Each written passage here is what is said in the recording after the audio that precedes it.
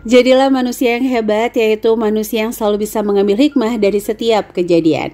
Assalamualaikum warahmatullahi wabarakatuh. Ahlan wa sahlan di channel Keluarga Bun Ai, keluarga yang bercita-cita selalu bersama sampai surga. Amin amin ya robbal alamin. Ramadan tuh emang menjadi momen yang sangat-sangat tidak bisa kita lupakan ya. Karena di sini tuh yang mau berbagi menghampiri yang mau dibagi, bener gak sih? Kita-kita nih ya, yang mau ngasih hampers, yang mau ngasih THR, itu kita yang nyamperin dengan segala perjuangannya.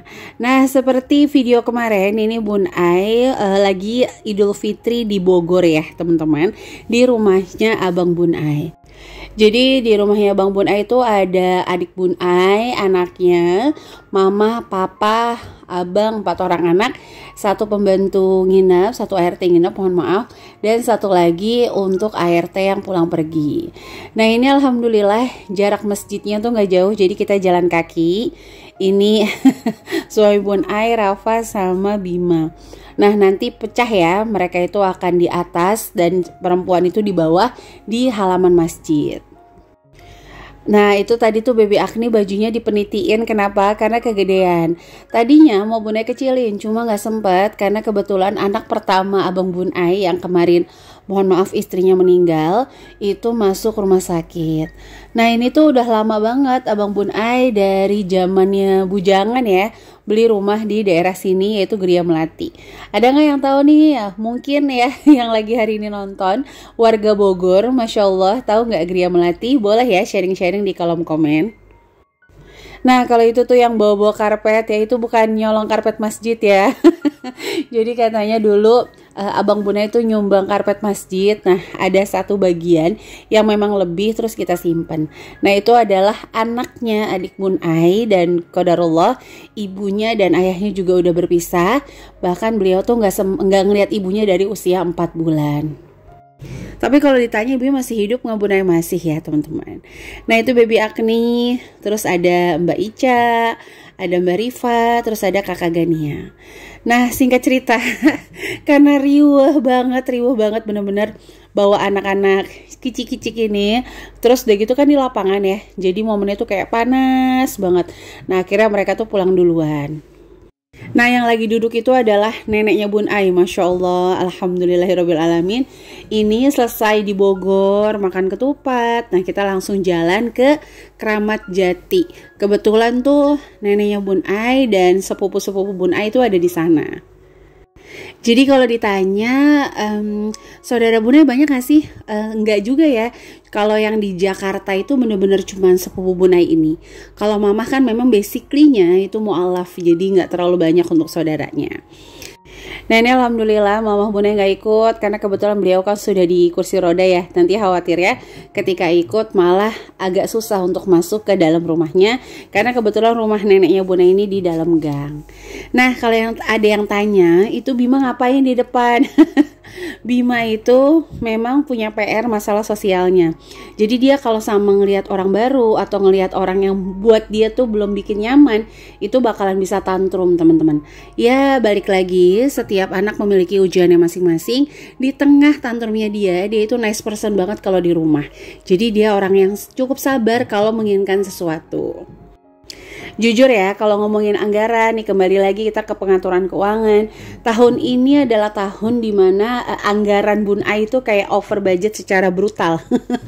Mulai dari kasih orangnya, mulai dari masakan atau baju-baju, itu benar-benar over budget secara brutal, Bun Ai bisa bilang kayak gitu. Kenapa?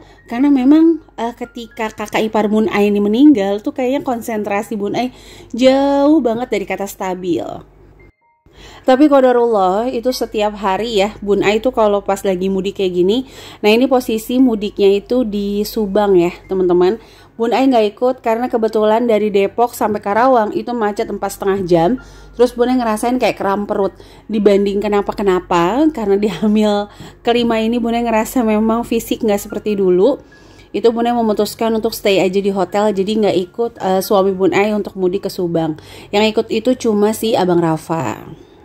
Nah, kembali lagi ya. Jadi sambil ngelihat pemandangan kanan kiri ini, mohon maaf banget, videonya diambil secara portrait bukan landscape sama suami Bun Ai karena dia belum ngerti untuk pengambilan video ya.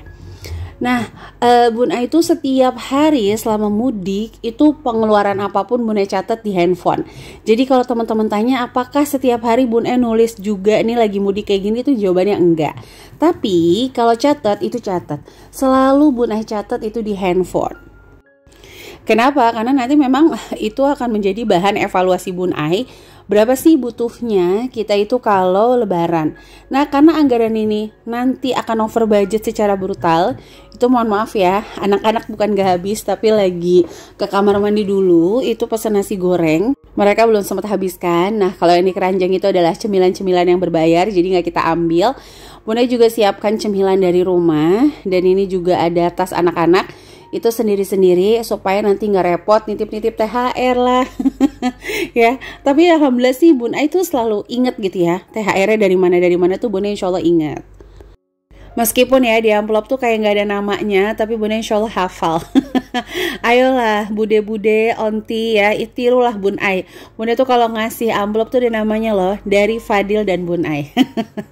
Baik, kembali lagi ke pengaturan keuangan. Jadi untuk Bun Ai mensiasati semua anggaran yang tak terduga, ini yang pertama, Bun Ai memilih untuk tidur dulu satu malam di hotel dekat mertua Bun Ai yang low budget. Jadi ini tuh semalam kayak cuma 200.000, tapi kita kayak minta open kamarnya lebih cepat. Kan biasanya di open tuh jam 2, kita minta lebih cepat supaya bisa taruh-taruh barang. Itu kita bayarnya jadi sekitar 300.000-an. Ini tuh udah hotel langganan banget ya, karena bener-bener posisinya di belakang rumah mertua Bun Ai. Kalau ada yang tanya kenapa nggak nginep di rumah mertua Bun Ai, alhamdulillah barakallah, keluarganya Pak suami tuh termasuk yang sangat-sangat open minded. Jadi nggak pernah banyak tanya kenapa gitu. Ya, mereka tuh tahu kalau anak Bun Ai agak-agak lumer kalau nggak ada AC. Nah, sementara mertua Bun Ai kalau dipasangin AC pun nggak bisa, karena memang beliau itu nggak kuat dingin ya teman-teman. Terus mertua Bun Ai yang nyaranin juga mendingan tidurnya di depan Oyo aja, Oyo Syariah ya, alhamdulillah, supaya nanti malah enak beliau yang bisa mengunjungi kita. Aduh, mohon maaf banget ya, ini Bun Ai tuh udah sambil batuk, sambil mudik, nyuri-nyuri waktu. Jadi sekali lagi, pokoknya selama mudik, kalau dubbingnya kurang baik, Bun Ai minta maaf banget. Nah, ini tuh pagi harinya, Abang Rafa belum bangun, Agni sama Bima tuh udah bangun duluan. Jadi kita pesan nasi goreng, satu porsinya 20.000 dan gak pedes. Mereka satu porsi ini bisa makan berdua dan itu cukup banget. Kalau menurut Bun Ai, jujur, Bun Ai kan pindah-pindah juga kadang kalau ke Karawang gitu yang nginep di hotel. Nggak tahu kenapa, Bun Ai itu cocok banget justru dengan masakan-masakan yang ada di hotel perkampungan deket rumah uminya Bun Ai, mertuanya Bun Ai. Mungkin karena memang basically-nya lidahnya Bun Ai ini lidah kampung ya, jadi memang agak cocok sama masakan di resto yang ini. Oke, balik lagi ke pengaturan keuangan. Jadi kenapa Bun Ai memutuskan satu malam untuk tidur dulu di hotel yang low budget?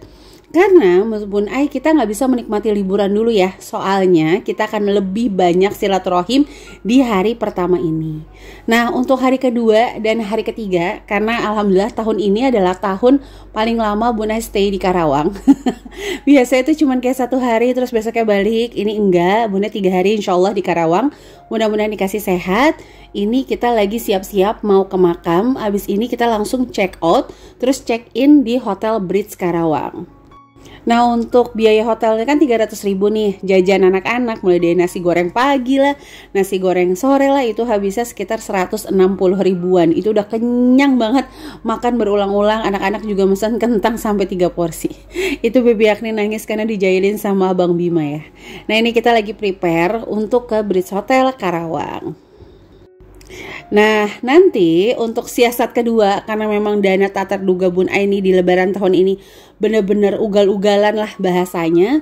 Siasat kedua adalah Bun Ai menggabungkan momen silaturahim dengan momen liburan. Jadi nanti ketika pulang itu Bun Ai udah bener-bener tinggal istirahat di rumah. Besoknya anak-anak langsung aktivitas lagi, Pak suami aktivitas lagi. Jadi nggak ada kesempatan Bun Ai untuk menghabiskan dana bulanan atau dana pasca liburan yang dipecah-pecah, itu nggak ada. Atau ya kita ke mall yang sekali makan bisa 3,5-400, itu nggak ada ya teman-teman. Jadi justru dengan ke hotel itu Bunda udah hitung-hitungan, insya Allah ini lebih tidak memakan biaya, karena memang di awal biaya tak terduga kita tuh udah tinggi banget.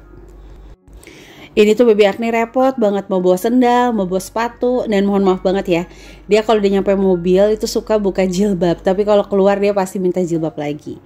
Nah itu ya, jadi beberapa siasat Bun Ai, salah satunya adalah menggabungkan dana liburan.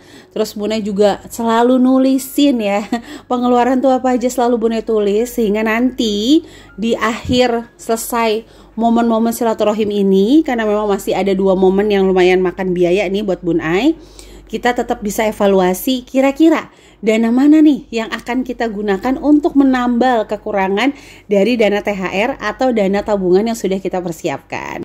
Nah, kira-kira kalau teman-teman over budget di mana nih? Apakah over budgetnya masih dibiarkan saja dan tidak ditanggulangi, malah makin cuek, atau mulai kayak Bun Ai, meskipun over budget kita tetap harus tahu berapa over budgetnya. Nah, jadi videonya sampai sini dulu. Ini insya Allah Bun Ai OTW ke Brits Hotel. Nanti insya Allah Bun Ai update lagi ya untuk harga hotelnya dan habis biaya berapa. Jangan lupa untuk follow IG keluarga Bun Ai. Jangan lupa untuk subscribe keluarga Bun Ai ya. Terima kasih banget, di tengah kekurangan Bun Ai teman-teman masih mau menyaksikan.